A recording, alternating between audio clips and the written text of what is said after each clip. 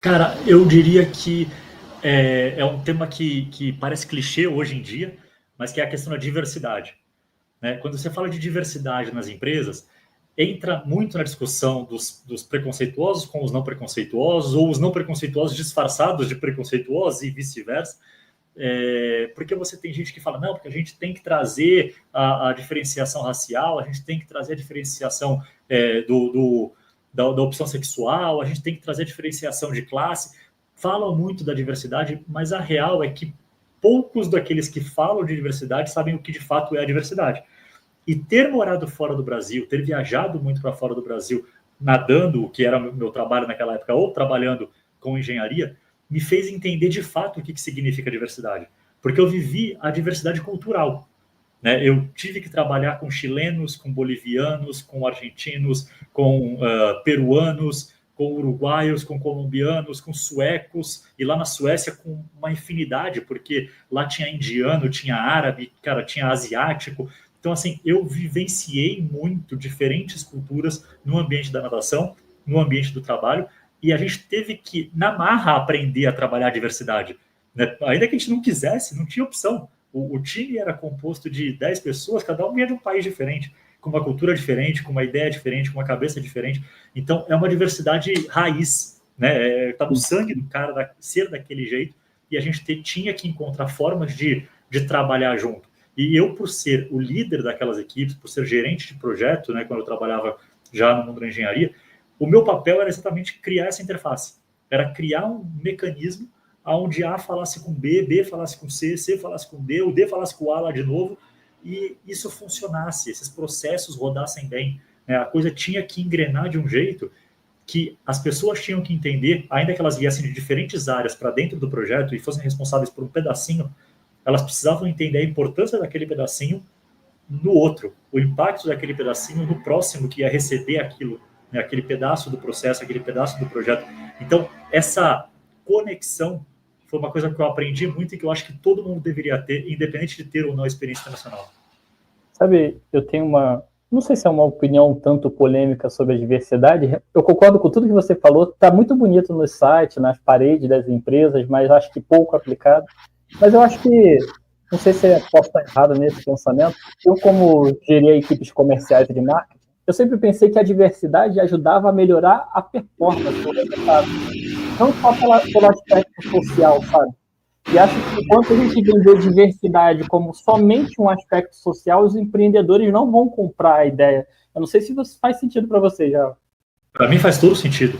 Né? Tanto que, assim, eu lembro de eu ainda adolescente, eu nem estava no mercado de trabalho, comecei a ouvir um pouco desse papo de diversidade e, cara, num primeiro momento eu era 100% contra.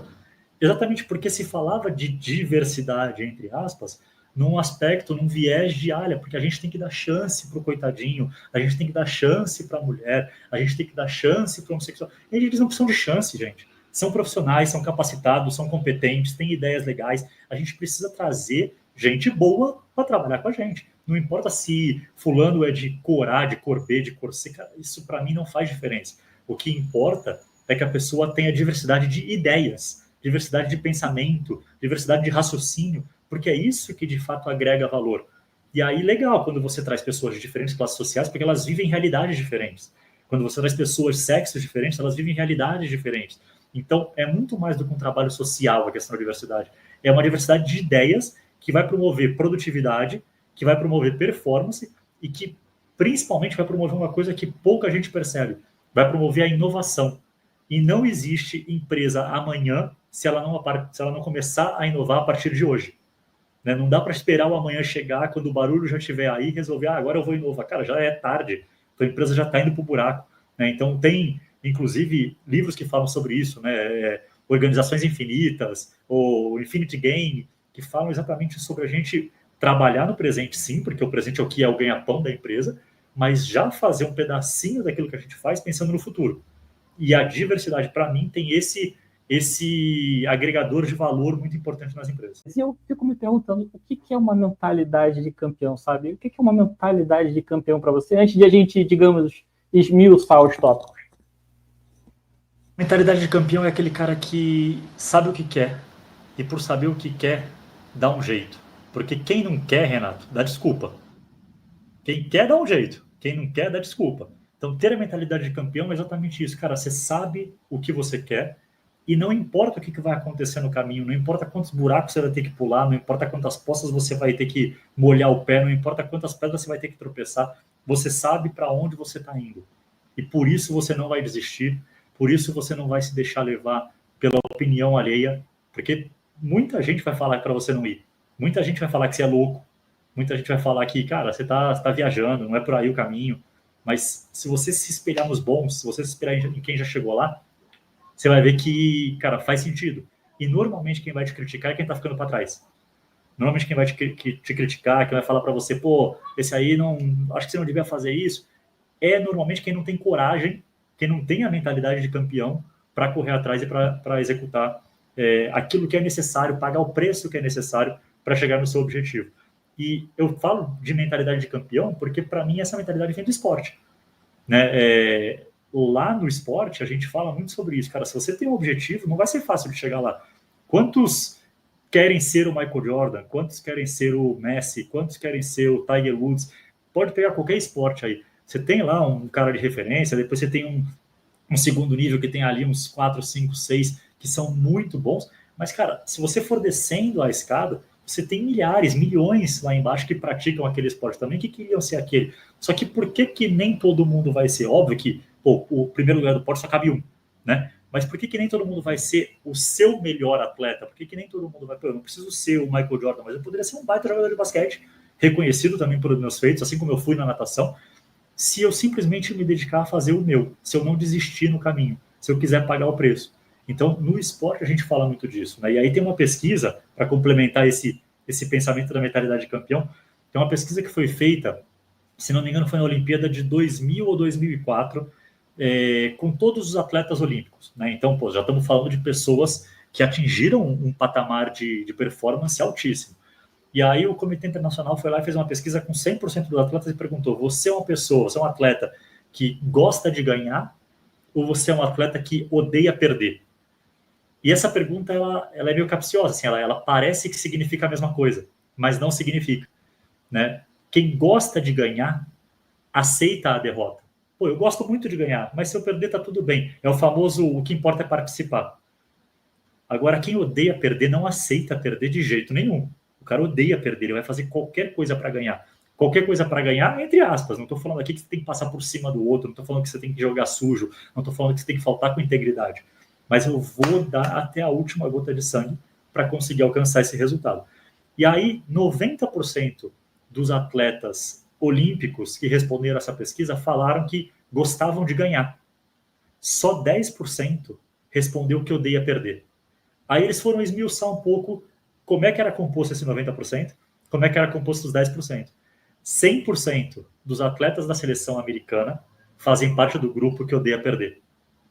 E aí você fica com a resposta óbvia do porquê que a seleção americana ganha tudo. Porque os caras são sangue no olho. Essa é a mentalidade de campeão. Olha, eu vou te pedir uma pequena ajuda a partir dessa sua resposta. Aí só compartilhar aqui, ó. O Márcio Souza deixou aqui, vamos compartilhar. A Regina Lobo deixou aqui, boa noite, sucesso. O Vlog Marcelo deixou aqui, gostou do fundo novo também.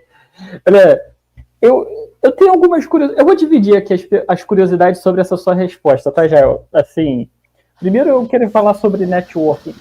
Eu vou te confidenciar que quando eu comecei o podcast, eu já falei isso aqui, eu estava num momento tanto estagnado da carreira, sabe, da vida de uma forma geral, e eu pensei assim, como eu posso fazer mentorias com profissionais como Israel, como eu estou tendo a chance hoje, mas não tinha como investir muito financeiramente na época, eu pensei, cria um podcast, cria um palco, e hoje já são mais de 300 episódios, e bom, no meio do caminho eu percebi que todas as histórias que eu compartilho poderiam ajudar outras pessoas também.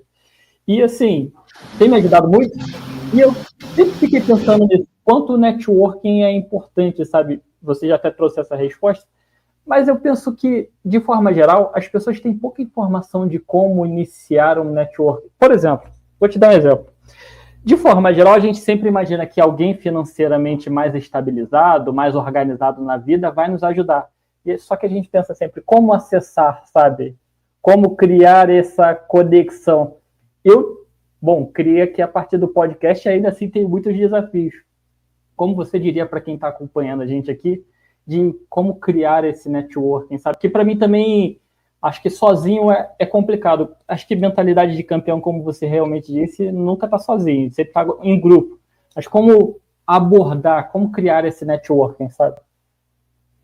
Assim, tem várias maneiras, né, Renato? Acho que não existe uma regra única, assim, você pode se conectar com as pessoas de diferentes maneiras e a internet facilita muito isso. Eu acho que o grande segredo do networking é ser intencional, e não é interesseiro, ele é intencional, mas intenso também, né? O que eu quero dizer com isso, cara? Assim, você precisa saber que tipos de habilidades, por exemplo, você não possui e que alguém possui e que esse alguém pode te ajudar. Então, putz, eu tenho um plano para, sei lá, vou pedalar 100 quilômetros. Tá bom, mas eu não sei nem andar de bicicleta. Cara, quem é que sabe andar de bicicleta que pode me ensinar? E eu não vou simplesmente chegar na pessoa e grudar que nem um parasita no pescoço dele e pedir para ele me dar todas as dicas do mundo, porque não sei o que. Primeiro que eu não vou assimilar tudo. Segundo que o cara vai falar, tá, mas pô, o que você está trocando comigo? Então, networking é sobre troca. Networking não é sobre colar para chupinhar toda a informação. Networking é sobre troca. Pode ser desde uma troca financeira, contratual, então, putz, eu sou teu mentor, tu é meu mentorado e tu me paga para ter networking comigo ou com o meu ecossistema. É uma forma. A outra forma é você servir, você agregar valor. Então, putz, o que eu posso ajudar o Renato para que o Renato me ajude? Né? O que eu posso ensinar para o Renato, o que eu posso agregar de valor para o Renato para que o Renato me ajude? E aí pode ser desde algum conhecimento que eu tenho que você não tem, porque as pessoas têm conhecimentos, que o problema é que elas não percebem que elas têm. As pessoas têm multitalentos, elas têm multiconhecimentos, tenho certeza que vai ter gente ouvindo aqui que sabe tocar piano como ninguém. E poderia me ensinar a tocar piano, se eu tiver a fim de aprender a tocar piano, em troca de alguma coisa que eu possa ensinar também, sei lá, ensinar a nadar. Né? Então, assim, networking é sobre troca muitas vezes. Na internet, o networking se faz com conteúdos e comentários. Então, você vê lá um conteúdo que eu postei, você gosta daquilo, você se interessou por aquele assunto e você vai lá e faz um comentário. Daquele comentário surge uma conversa, daquela conversa surge um almoço, daquele almoço pode surgir um baita do negócio. Né? Então, cara, eu tenho feito muitas conexões dessa maneira desde que eu comecei realmente a explorar um pouco mais o LinkedIn. Né? Isso tem aí uns 3 anos, mais ou menos, quando eu saí do campo da engenharia ali, de gestão de projetos, onde eu usava o LinkedIn basicamente para ser um grande currículo. Eu postava lá tudo que eu tinha feito de currículo, de cursos, de projetos, mas não me conectava com as pessoas. E aí, em algum momento, eu entendi que aquilo ali era sobre conexão. E aí eu comecei a conectar, por isso eu virei diretor de novos negócios na consultoria que eu trabalhava lá na Vero. Depois, quando eu vim aqui trabalhar com o Joel, continuei conectando com diferentes clientes de diferentes partes do país, porque o LinkedIn e todas as redes sociais, na verdade, elas não são só sobre